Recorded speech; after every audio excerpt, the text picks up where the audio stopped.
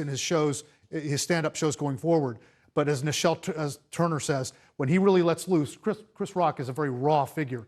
It's going to be very explosive. We'll see what happens. All right, Brian Todd reporting for us. Brian, thanks very much. I'm Wolf Blitzer in the Situation Room. I'll be back in a half an hour on our new streaming service, CNN Plus, with my new show called The Newscast. And you can catch me here at 9 p.m. Eastern later tonight as well.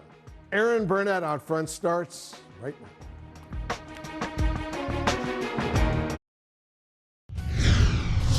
Out front next, the breaking news, Putin's attacks intensifying. We're going to take you to one of the most contested battlegrounds in the entire country in a report you'll see first out front. Plus, Ukraine using a deadly and powerful weapon, kamikaze drones. They're cheap to make, hard to detect, and destructive. We have a special report. And an Oscars producer speaking out, revealing that the LAPD was ready to arrest Will Smith after he slapped Chris Rock. Let's go out front. And good evening, I'm Erin Burnett. Out front tonight, the breaking news. Putin ramping up attacks, focusing his airstrikes on Kyiv, Chernihiv, Izium, and the Donbass region. This is according to a senior U.S. defense official. Ukraine's president acknowledging tonight the situation there is dire. The situation in the southern direction and in the Donbass remains extremely difficult. Russian troops are accumulating the potential for strikes, powerful blows. And he's talking about the south. And just moments ago, the governor of Luhansk, of course, in the Donbass region, told out front he is bracing for the worst. Basically, all the territory is being constantly shelled by heavy artillery. They use any possible means of heavy bombardment. They use cruise missiles, Grad rocket launchers. They attack us from the air with air bombs and warplanes. That's what he's dealing with right now as we speak. In the city of Chernihiv, which has come under intense shelling, Ksenia Chernyskatava, an aid volunteer there, told out front that people there can't even do basic things like brush their teeth. Just the basics of life, right? Because they have no running water. And as for food? We don't have any places to buy the meat. I think for these 3 weeks, people forgot what it means to eat meat. All the time, what we eat, we have potato, like any kind of ways to cook potatoes, we have it. Yesterday, my stepfather went to the store and he stood for 4 hours to get the bread. 4 hours to get bread. Ksenia also telling us it's nearly impossible to get supplies into the city because Russia has taken out the crucial infrastructure, roads. We don't have any road. The only road that we have here is actually in very bad condition, and it's not worth to be used to get the humanitarian help or even evacuate people. There is nothing. It just ruins, and it's happening every day with new buildings. The apartment the area where my apartment is, we hardly have an apartment with normal windows because most of the windows were blasted out, broken. Just imagine that. The situation is deteriorating in much of the eastern part of the country as President Biden suggests tonight that Putin himself is now detached from reality. He seems to be self-isolated, and there's some indication that he has fired or put under house arrest some of his advisors. Pretty significant because there's been a lot of talk about that, but he actually came out and said it today. And his comments come on the heels of U.S. and British officials saying that Putin is being misled by his advisors on what's happening in Ukraine. And the UK says some soldiers, Russian soldiers, are now refusing to carry out orders, some even sabotaging their own equipment. All right, let's begin with Fred Pleitgen tonight, out front live in Kyiv. And Fred, what are you seeing on the ground tonight? Hi there, Aaron. Well, it certainly doesn't seem to us as though the situation here is de-escalating. In fact, there were 2 missile strikes pretty close to the center of Kyiv. It's unclear what exactly was hit in those missile strikes or whether they were successful. Certainly, we have heard a lot of air raid sirens here tonight as well, and the anti-air defense is also being activated as well. So in any case, it certainly appears, and you can see some of the video right now, that big plume of smoke. So clearly something was hit. It's unclear whether or not the Russians actually hit the target they wanted to hit. But there are attacks on the capital city that are ongoing. So there is certainly not any sort of de-escalation. At the same time, we were in the area to the northwest of Kyiv earlier today, and there the Ukrainian forces had obviously managed to beat some of the Russian forces back. And they seem quite confident that they're going to be able to continue doing that. The big question there is whether or not Russian forces are actually pulling back, or whether or not they're pulling back in any sort of significant form. And those frontline troops, they said they're not sure of that at all. They haven't seen a major pushback just yet. But one of the things that they're certainly seeing, Aaron, is a lot of artillery fire coming from Russian positions. They say that's not something that has stopped. On the contrary, it's actually something that has drastically increased over the past couple of days. It's unclear whether or not that is coming from the fact that the Russians are trying to cover some sort of withdrawal, or whether or not it's some sort of scorched earth policy. And I can tell you one of the things that we did see a lot of, unfortunately, there was scorched earth. There's an enormous amount of artillery shells landing there. There's an enormous amount of damage done there as well, Aaron. Right. I mean, the words. I mean, we hear scorched earth, right? But you're talking literally that's what you're seeing. All right, Fred Pleitgen, thank you very much. And, as Fred mentioned, he had gone to the north, to that suburb of Irpin. Incredible footage and access there, never before seen. And we have a special report on that coming up. In the meantime, I want to go to retired Army Major General James Spider Marks and Jill Dougherty, former CNN Moscow bureau chief, who was in Russia at the start of the war. So, General Marks, when Biden says today he's skeptical that Putin will withdraw all his forces from around Kyiv. You hear Fred talking about really an escalation, although he's very clear to say it's unclear whether that's sort of a scorched earth withdrawal or something else. It's difficult, he says, to tell. Can you show us where Russia is focusing its firepower now, as you see it? Yeah, I sure can, Aaron. What has been reported is that there have been a number of airstrikes, certainly in the Kharkiv, Chernihiv, and Izium in the Donbass, the greater Donbass area. What Fred's describing is that as forces withdraw as a result of contact and being forced to withdraw, you want to cover that with fire. But in addition to that, there is no reason to believe why the Russians would want to withdraw their artillery and rocket capability. They've been using that very extensively, dumb weapon systems, going after terror, using them as terror tactics, going after stationary targets. That will continue even as the Russian forces on the ground are being pushed back. In fact, there's a map here that really describes where the Ukrainians have had some successes. But in the aggregate, you can see the Russian forces still maintain an awful lot of penetration into Ukraine. They are being pushed back. And if there is a relocation down to the Donbass area, it'll be back into Belarus or back into Russia. And this is sanctuary. Nobody's firing into Russia. So the Russian forces can regroup here, and then over the course of probably a week or so, they could maneuver those forces down there if, in fact, that's the priority as they've stated. So, Jill, you heard President Biden say, people have been talking about this, but then he actually came out and said it. So he said there's been a lot of speculation, I'm quoting him, but I'm not saying this with a certainty. He seems to be self-isolating, and he's referring to Putin, and there's some indication that he has fired or put under house arrest some of his advisors. A reference to, what there had been talk about, but had not been confirmed. But President of the United States actually coming out and saying it is significant. What are your sources inside Russia telling you? It's pretty much the same thing. These stories have been out there, but nobody can actually, confirm that that is the case. And it appears that the president is talking about raw intel. So whatever it is, I do think that it's significant because what is happening right now is it's very obvious that Putin was told something that didn't happen, especially militarily. And so now he has to, regroup.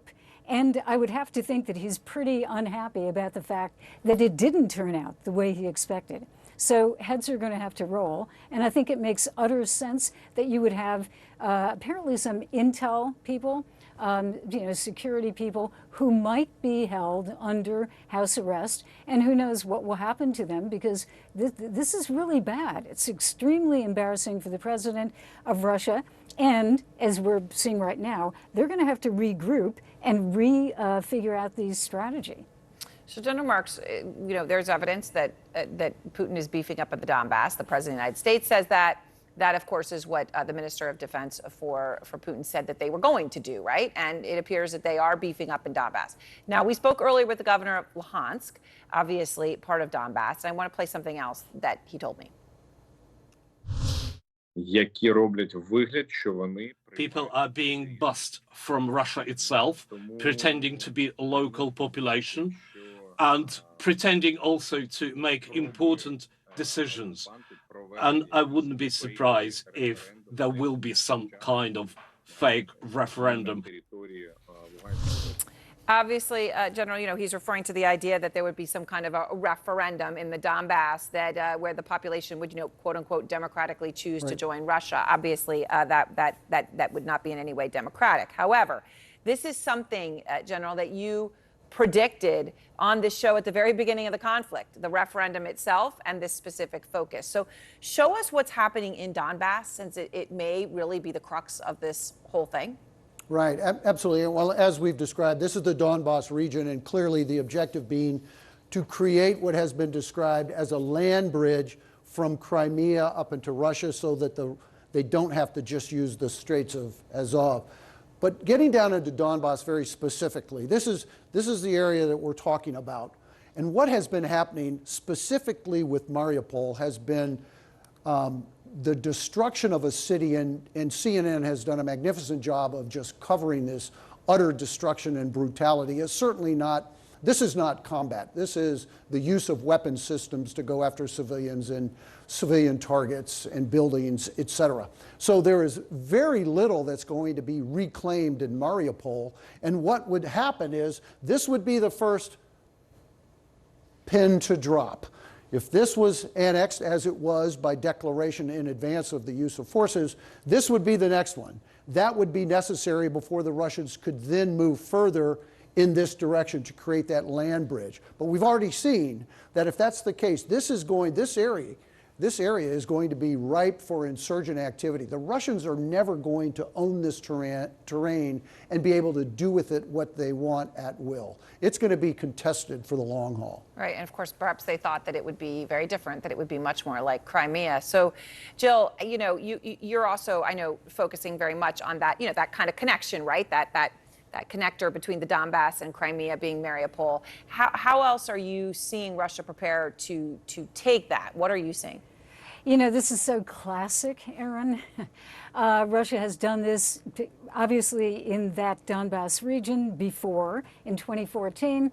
And it has done it in Georgia, it's done it in Moldova, and here we go again. So what they are doing, there are a couple of new data points. One is, if you look at the Mariupol that Spider was just talking about, the so-called head of one of those breakaway republics in the Donbass is now ordering that they have an administrative entity of some type for the city of Mariupol, which is not even under Russian control at this point. But they're already bringing in that kind of civilian hardware, let's say, for taking it over legally. And then the other part of it, not to get too in the weeds, but the Russian parliament, the lower house of Russian parliament, is now working on a bill that would declare Russian speakers globally, regardless of where they are, as compatriots. And if you call them compatriots, then the Russian speakers in that region around Mariupol would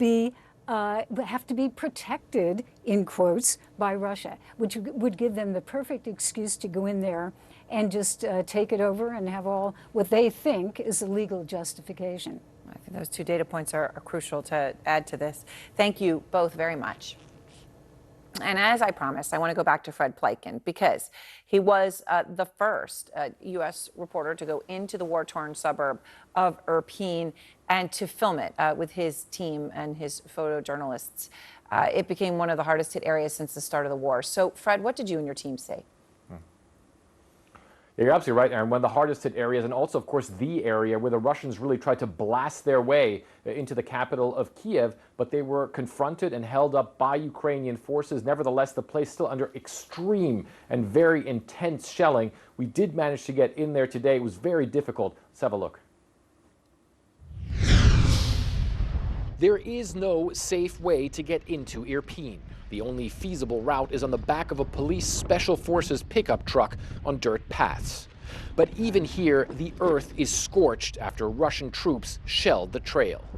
Ukrainian forces are taking us into this area on back roads because they say taking the main roads is simply much too dangerous. They want to show us the damage done when Russian forces tried to enter Kiev. Ukrainian authorities say this is still one of the most dangerous places in this war-torn country, and we immediately see why. We are driving right towards an area engulfed in smoke from artillery shelling. This is where Russian forces tried to push into Ukraine's capital, but were stopped and beaten back by the underdog Ukrainians. The battles here are fierce. Authorities say 50% of the city has been destroyed. To us, that number seems like an understatement. We have to keep moving quickly because this place can get shelled anytime. Ukraine's national police now patrols Irpin again, but their forces frequently come under fire, the chief tells me. Just yesterday, our officers who were searching for dead bodies, they were shot at with mortars, he says. They had to lay under the bridge and wait for it to stop. But the grim task of finding and taking out the many dead continues. More than 24 on this day alone. Some have been laying in the streets for weeks and can only now be removed. When Russian forces invaded Ukraine, they quickly advanced on the capital, Kiev, all the way to Irpin. Here, the Ukrainians stood and fought back. Vladimir Putin's army controlled large parts of Irpin, and the battle laid waste to much of this formerly wealthy suburb. And this was the epicenter, where we find burned-out Russian trucks and armored vehicles. So this is the area where some of the heaviest fighting took place in Irpin, and as you can see, that there was a Russian armored vehicle which was completely annihilated. We do have to be very careful around here because there still could be unexploded munitions laying around. We meet Volodymyr Rudenko, a local resident who says he stayed and took up arms when the Russians invaded. Always, there was not a single day when I left town, he says, even during the heaviest fighting. It must have been difficult, I ask. Just so you understand, he says, once there were 348 impacts in one area in one single hour. And the battle here is not over. Suddenly, Irpin's mayor shows up with a group of special forces saying they're looking for Russians possibly still hiding here.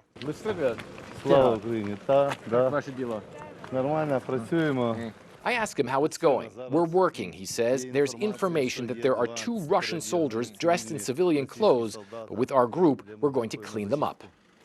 Ukrainian forces say they will continue the fight and further push Russian forces away from their capital. The deputy interior minister saying they need the U.S.'s support to succeed. What do you need from the United States? Everything. Military support, first of all. Weapons to help the Ukrainians expel the invading army, they hope, and finally bring this suburb out of the reach of Vladimir Putin's cannons. Fred, just incredible to see that.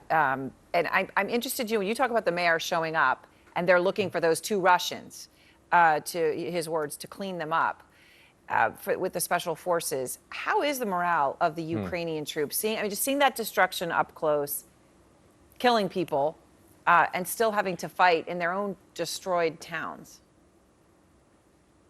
Yeah, having to fight in their own destroyed town and having been in that destroyed town for such a long period of time, we were really surprised to see that the morale is extremely high. And I think one of the main reasons for that is that they just feel that they had this gigantic Goliath army that was trying to, basically just punch through their defenses, and they managed to push them back. And I do think that that's something that has given them a big morale boost. I think that they've realized that they know how to fight against the Russian army. They're capable of fighting against the Russian army. But, the Ukrainians have also taken some pretty big casualties, especially in that fight north of Kiev as well. And they're under no illusions that it's something that's going to go on. That fight is not over. There are still a lot of Russian forces there. And that shelling is certainly something that's pretty tough to deal with. But the morale was really, really high. And those soldiers certainly seem to be in good spirits, Aaron. Yeah, it's incredible just to see that. I mean, that came across through your video, but also just that feeling of not knowing, right? That there could be shelling even while you're there, that there could be people hiding in buildings who are going to shoot at you. I mean, that's that level of existence. Fred, thank you so much. Just an incredible report there from Fred. And next, kamikaze drones. They are cheap. They weigh less than 6 pounds apiece. And they're really important. They're giving Ukrainians an advantage on the battlefield. So we have a special Outfront report on what they are, how they're being used next. Plus, a key U.S. ally now taking on a top Russian general known as the Butcher of Mariupol. And former President Trump's son-in-law testifying before the January 6th committee. It is the first person in Trump's family to speak to the committee. What did we learn?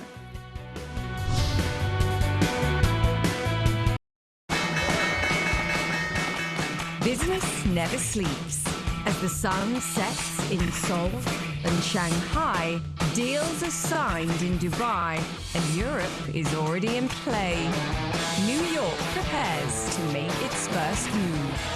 I'm Julia Chatterley, journalist, global market analyst, and host of CNN's First Move.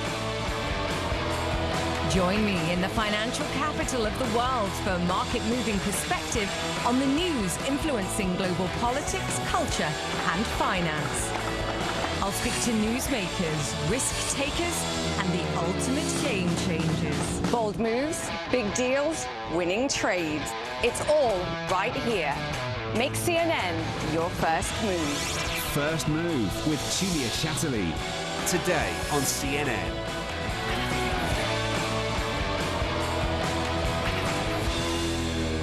We live in such a fast-paced world where the news has been so relentless. Historic events have happened one after the other. I think that you need that daily appointment with viewers around the world to try and sort through the news of the day. What's important? Why does it matter to me? How do I put it all in context? We follow the news as it happens and where it happens. And then we also take a step back to walk the viewer through the day's news. That is the mission of Hala Garani tonight. When life gives you lemons, rejoice. In fact, make sure your fruit bowl is always full of lemons. Here's why. Lemons are full of vitamin C and antioxidants, and drinking a glass of lemon water in the morning is a great habit to get into. It helps you hydrate, and the lemon provides vitamins. Lemon water can be helpful in preventing kidney stones as well. And if you don't like lemon water, consider making a healthy salad dressing or marinade out of freshly squeezed lemon. Lemons are also useful around the house. Lemon juice is good as a cleaner with antiseptic and antibacterial qualities. Mixed with vinegar, lemon juice is a great surface and glass cleaner too. Some quick lemon tips: store them at room temperature, keep them out of direct sunlight, and use them as quickly as you can. Lemons are best right after they're picked. Connect the world with Becky Anderson. It all starts here. Changing, fighting, creating, connecting. Real news that shapes our world. Getting perspective on this region from this region. Places that many of us know, but few of us get to see. It all starts here. And that's why we're here, bringing you the world from our Middle Eastern hub. Connect the world with Becky Anderson. Today on CNN. Welcome to The Lead. We begin with breaking news. The United States has plunged into a recession. We're seeing infections at an all-time high. What's your reaction to that? Here are the facts. The Lead with Jake Tapper. The journey to the top for a successful business in Africa starts with an idea. But how does a concept become a moneymaker? African and global industry leaders share their stories this weekend on Profit Point in CNN Marketplace Africa in association with Dangote. Britain's defense secretary saying the UK and its allies will send Ukraine more lethal aid, including long-range artillery and other weapons, to defend the coastline. It comes as Ukraine is telling the U.S. its biggest priority right now is getting more attack and reconnaissance drones, as both the Ukrainian and Russian militaries are turning heavily to new kinds of deadly drone strikes in this war. Tom Foreman is out front. Beneath the roar of missile strikes and artillery blasts, evidence of another deadly threat has appeared. So-called loitering munitions, or kamikaze drones, brought by the Russians to hit hard behind Ukrainian lines. The terror aspect of these weapons is a significant psychological factor on the battlefield. Unlike massive military drones, which fly hundreds of miles an hour over vast distances, often to drop missiles and return home, loitering munition drones are small, slow, and disposable. The Switchblade 300, for example, weighs less than 6 pounds and can be carried in a backpack. Launched quickly and easily, it will cruise at about 60 miles an hour for 15 minutes while onboard cameras and GPS hunt for nearby enemy assets. Once a target is spotted and the command is given, the drone can sprint up to 100 miles an hour, dive, and explode on impact. But as the battle has raged, military analysts say the Ukrainians, who have such drones too, have turned the tables on the Russians, using them to much more deadly effect. My personal guess is that probably about 20 to 30% of the kills that the Ukrainians are registering against Russian armor and against other Russian entities is probably due to their very successful employment of these drones. According to analysts, kamikaze drones fit perfectly with the small, fast-moving squads favored by the Ukrainians. The weapons are hard to detect and can penetrate positions miles away. Several systems of varying size, speed, and capability appear to be in use, and the United States is committing to boost the Ukrainian effort with 100 of those Switchblade systems. Which demonstrates our commitment to sending our most cutting-edge systems to Ukraine for its defense. It's fascinating to watch this, Tom, and to see, kamikaze drones. And all of a sudden, you find the importance of them in this war. Yesterday, I was talking to a Ukrainian soldier. It was fascinating. He's on the front lines in an intel unit. So he was saying, well, we use drones to go out and to spot Russians and to be able to find out where they are. But they use drones to find us, and then we have to try to escape because they use the drones to locate us to kill. But this kamikaze drones that you're talking about, they're deadly, but also, it seems from your reporting, very inexpensive and easy to operate. That combination is pretty incredible. Yeah, it absolutely is. What we are watching, Aaron, is no less than the real-time evolution of warfare.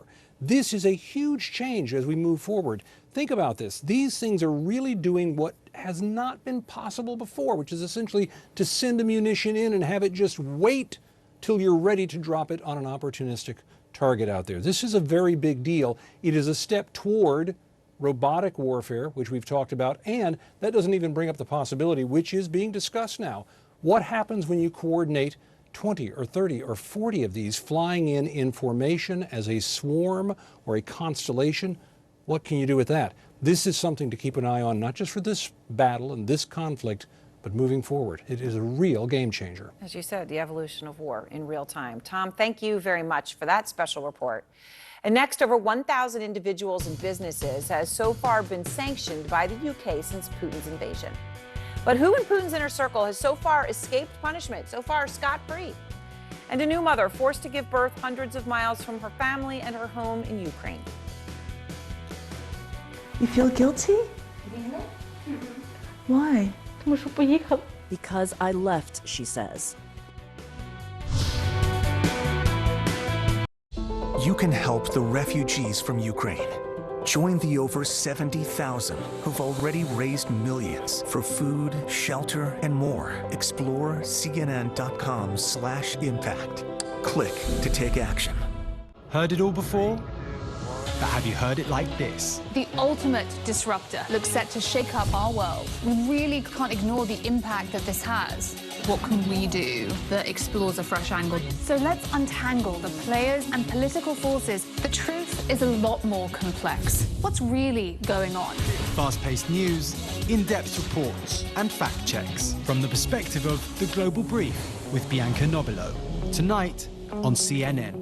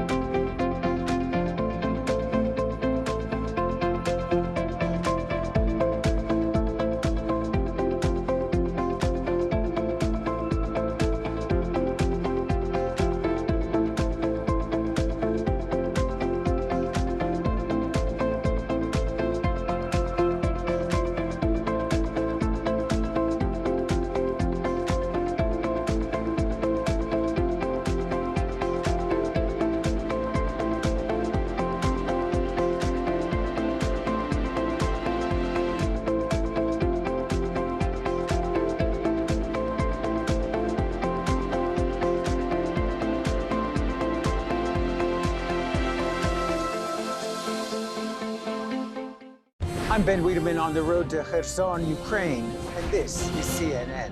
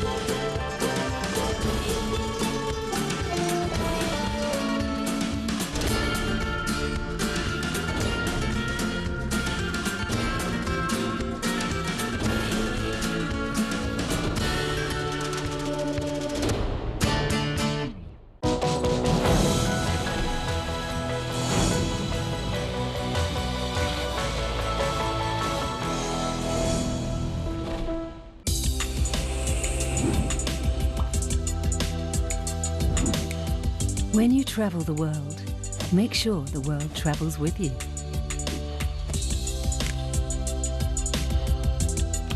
Check in, log on, and get connected with all of the latest developments at your fingertips. CNN Partner Hotels. Connected to your world.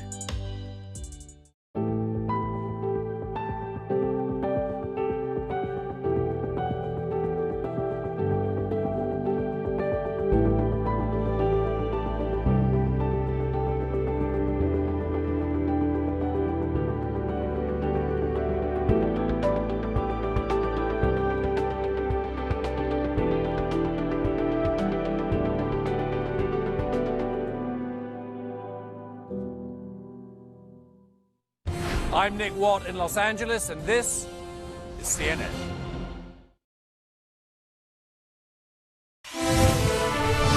Tonight, Russian President Vladimir Putin with a defiant message for the West as the UK announces new sanctions against more than a dozen Russian media figures and entities. These are sanctions to punish us for our right to be free, independent, for our right to be Russia, for not wanting to dance to their tune and sacrifice our national interest and traditional values. Matthew Chance is out front. And Matthew, the UK targeting Putin's, media propaganda machine with sanctions today, prominent Russian news anchor Sergei Brylev is also on that list. So there's individuals, not just institutions. What more can you tell me? Well, Sergei Brylev, for instance, is somebody I've known quite well for many years in Russia. He's one of Russia's top news anchors. He works for the First Channel, Channel 1 in Russia, which is obviously a state-controlled news channel. And the fact that Britain has sanctioned him will be, I think, quite a personal blow to him, because he sees himself very much as an Anglophile. He's a fluent English speaker. He's got property in Britain. He prides himself on having interviewed several British prime ministers. But, of course, the British government, in its action against Russia, understands that this is not just a war that's being fought in Ukraine, but it's an information war as well. And the British authorities have moved decisively to crack down on the flow of false information that comes from Russia. Just a couple of weeks ago, they withdrew the license to broadcast of Russia Today, RT, the English language state broadcaster in this country, because of its coverage of the war in Ukraine. And of course, today this other raft of sanctions focused on primarily media organisations and on media individuals like Sergei Brylev came into force as well. To send a very powerful message that if you are involved in the flow of false narratives or disinformation from Russia to the rest of the world, then you'll be hit where it hurts. Erin. Well, it's interesting, when you hear about the sanctions, on the one hand, you hear about how brutal and devastating they've been. But on the other, that there's still a lot of air in the room, right? There's still a lot more to be done. And so, these are just examples of that, right? The new media sanctions. Also, in the UK, I know they sanctioned today a top Russian military general that they called, and I quote, the butcher of Mariupol. What are they saying about him and his role?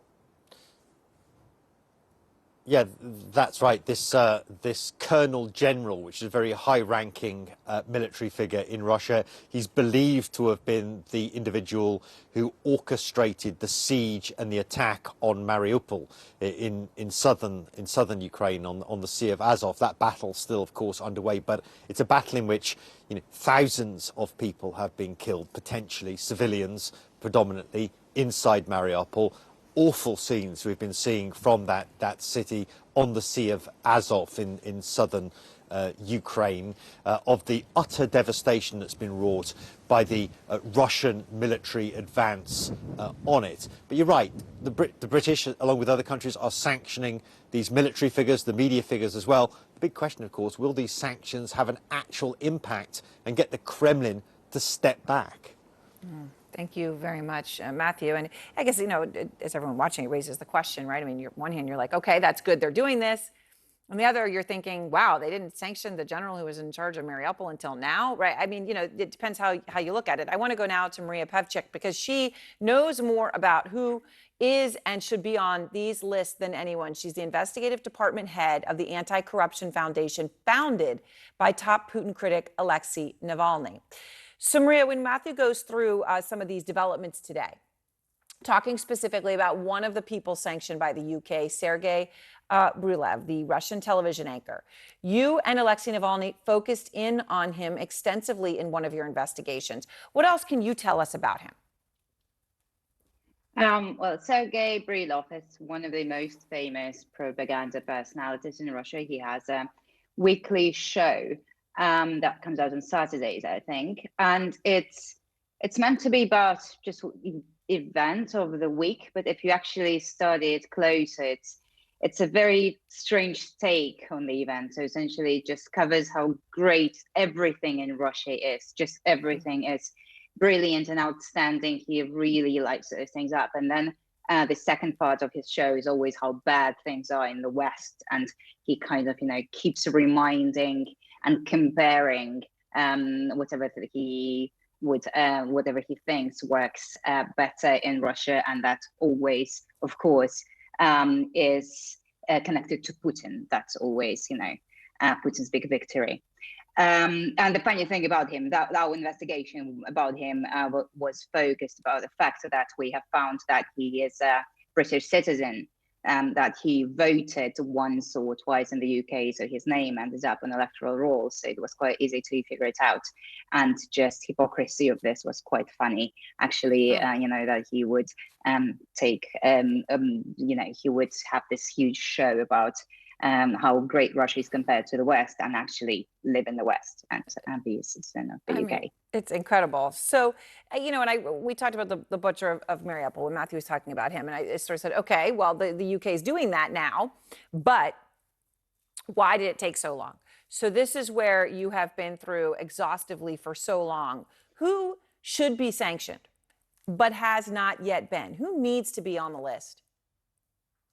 Well, I think you're going to need to extend your show for another couple of hours for me to give you the entire list, because the list is long. But if you think about, I don't know, the most obvious people, well, Putin's wives haven't been sanctioned. So there is an official wife. There are two unofficial wives. One of them is a famous gymnast, Alina Kabaeva, supposedly mother of his two children. And she's the head of, she's a chairwoman or head of board or something like that of the largest media corporation in Russia that owns the majority of TV channels and newspapers and all of that. Is called National Media Group. So Alina Kabaeva, Putin's girlfriend, fiance, ex-girlfriend, we can call her whatever, is the head of that. So not only she has a personal connection to Putin through family, she also has a connection to very strong connection to propaganda. And somehow, weirdly, she has been overlooked by pretty much every country. And she's a very, very rich woman. And I'm sure she has a lot of assets abroad. Yeah, I mean, that's fascinating because obviously they know who she is, and they're not doing it. So, one person sanctioned by the UK, but not the US so far, is a name that, wide name recognition around the world, Roman Abramovich, right? Owns football teams, involved in the negotiations for peace thus far. But it appears both sides, both the Russian side and the Ukrainian side, have sort of said hold off on Roman Abramovich. What do you think should happen to him?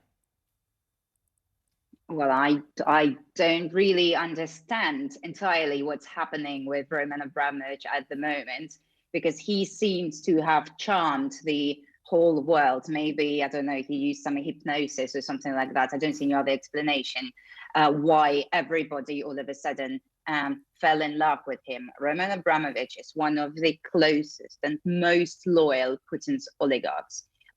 He has been around Putin. He has been loyal to Putin for 20 years, more than that, probably. He has been Putin's wallet for all of this time. He holds his assets. He bought Putin's first super yacht called Olympia. He contributed to Putin's palace. I mean, like, the list is endless of, just bribes, essentially, that Abramovich has given to Putin. And all of a sudden now he is perceived as a negotiator. And as a valid person to be in this room, whereas this whole time his alliances have been very clear.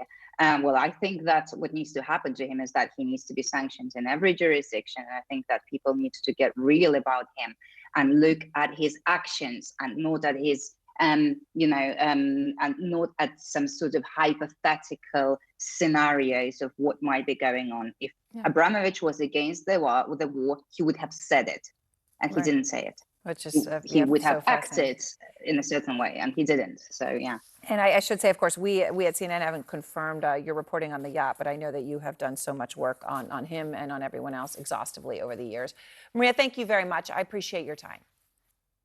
Thank you. And next, we're going to take you to a hospital in Poland delivering babies from Ukrainian refugees who just made it over the border in time. Plus, an Oscar producer reveals just how close Will Smith was to getting arrested after he slapped Chris Rock. This is CNN. More people get their news from CNN than any other news source. This is the result of one single blast. 3.3 million Ukrainians have now fled this country. You don't have to go far to find a family who's been displaced. We just heard an air raid siren ring out. We run down to cover. It is hard to imagine life returning here. In Kiev, Dnipro, Poland. This is CNN.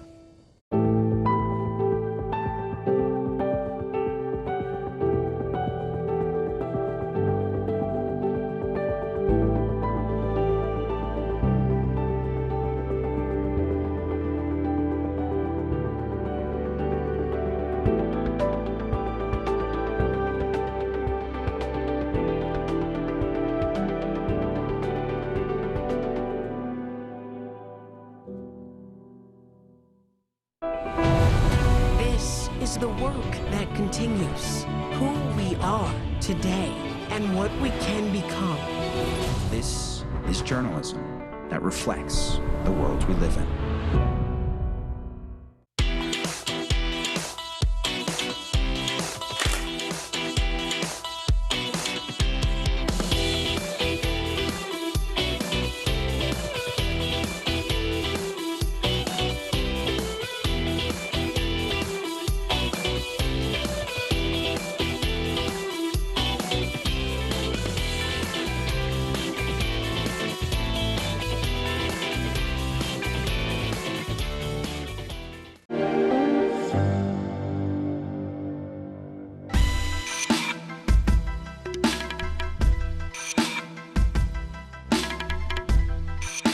I'm Barry Hurst, Energy and Sustainability Director at Schneider Electric.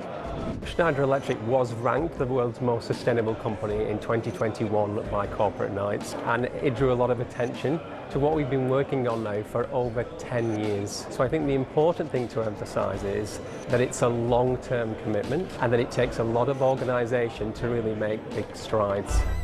So the advice I would give is do strategy and action in parallel. We see a lot of companies who have a strategy but are unsure on how to implement it, and we see companies that want to get action but don't have a clear strategy. So I would say always do the two in parallel if you want to get maximum impact and really accelerate your journey.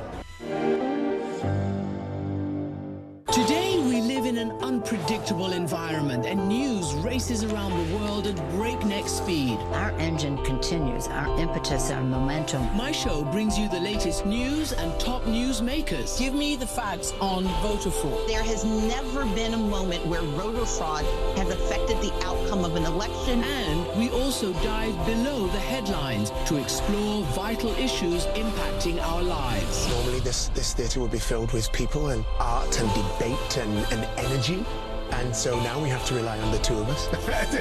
How interesting is it to be Tyler Mitchell today? It's crucial we make sense of what's happening. There seems to be some confusion that maybe you can clear up. Where are the US forces in Syria going? And fully understand what's at stake. What's happening now in the world is a great thing because people are talking about subjects they never did before.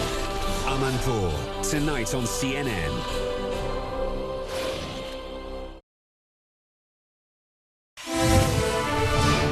The city of Chernihiv under attack tonight, completely cut off by Russian troops. The mayor telling CNN they're seeing a massive increase in the intensity of shelling and mortar attacks. We spoke to someone there, Ksenia Chernyskotova.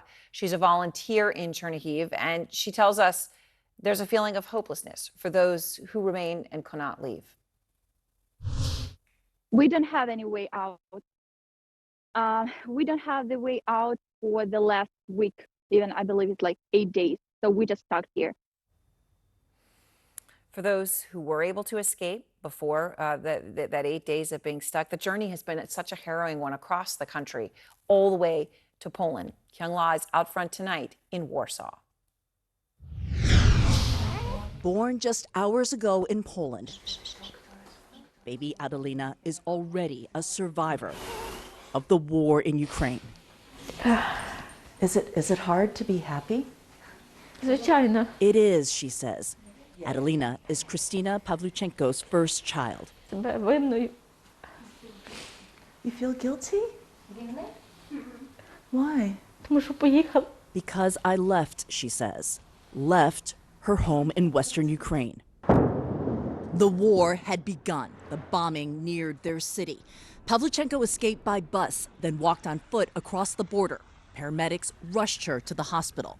She delivered Adelina a month early, separated from her family. Mama, sister. My mother, sister, grandparents still in Ukraine.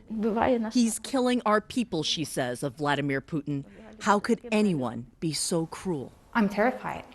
I'm terrified that something like this can happen, that you can lead your everyday life and all of a sudden, because of decisions that you have no influence upon, there is a war and you have to flee.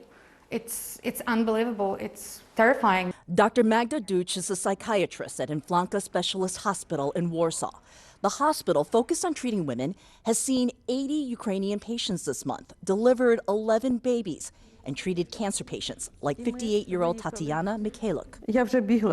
I ran with my granddaughter in my arms, she says. Missiles had already blown out the windows in their building. As they fled, something exploded next to their car. Her city is now occupied by Russians.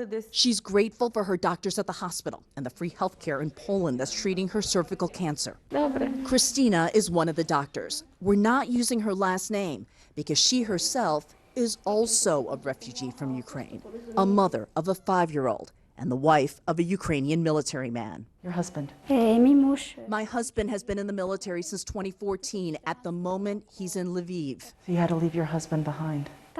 Yes, she says. Now in Warsaw, I can't sit and do nothing, she says. I have this opportunity here to help women who fled the country.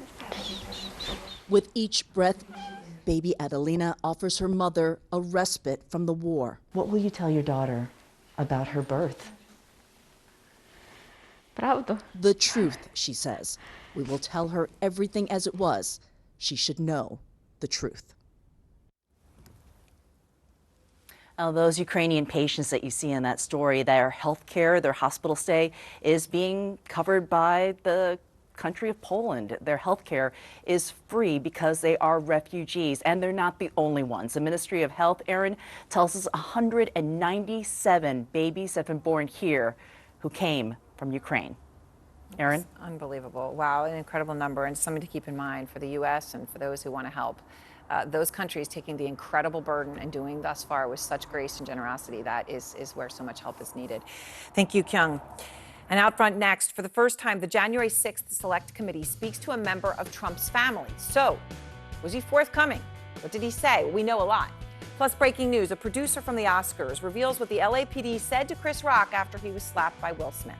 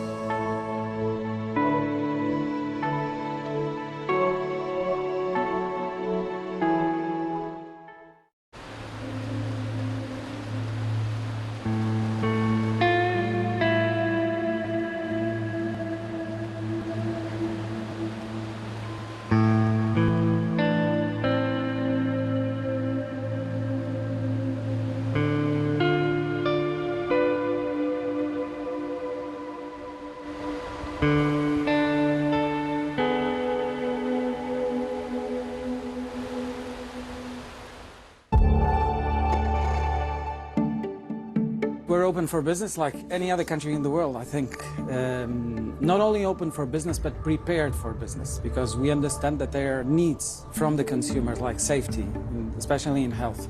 We've been training 160,000 people in Portugal. 23,000 establishments are ready to welcome with safety measures. We need, first, clear coordination and very clear communication, because we're dealing with people, and we need to reinstore confidence. That's the first thing.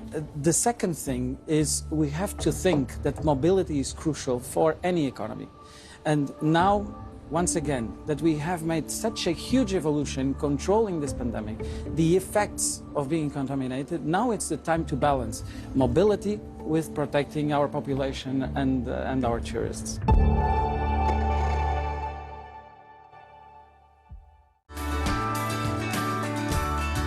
It's easy to find nutritious, meat-free meals at your local Indian restaurant. Dal is a dish made of lentils, and lentils are filled with protein and fiber. Chana masala, an Indian favorite, made mainly of chickpeas. That means it's full of fiber, iron, folate, and vitamin B. And aloo gobi is a potato cauliflower dish that's flavored with healthy turmeric, ginger, garlic, and cumin. Another cuisine to try, Ethiopian, which is usually full of nutrients and it's low in fat. The meals are usually served on a whole grain flatbread made from the super grain teff, which is high in protein and calcium, and it's gluten-free. You can use that flatbread to scoop up thick vegetable stews. Try a stew made of split peas or ground lentils, or bayanettu.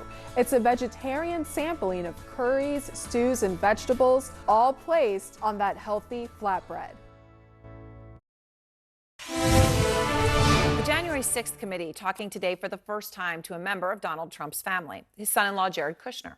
He voluntarily appeared before the committee, and it comes as CNN confirms the Justice Department is expanding its investigation into the events of January 6th.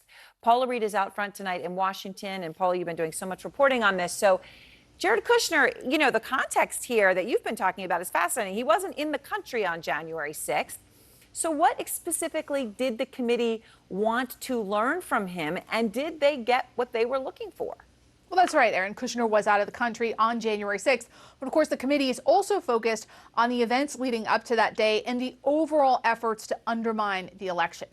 It's important to note, Kushner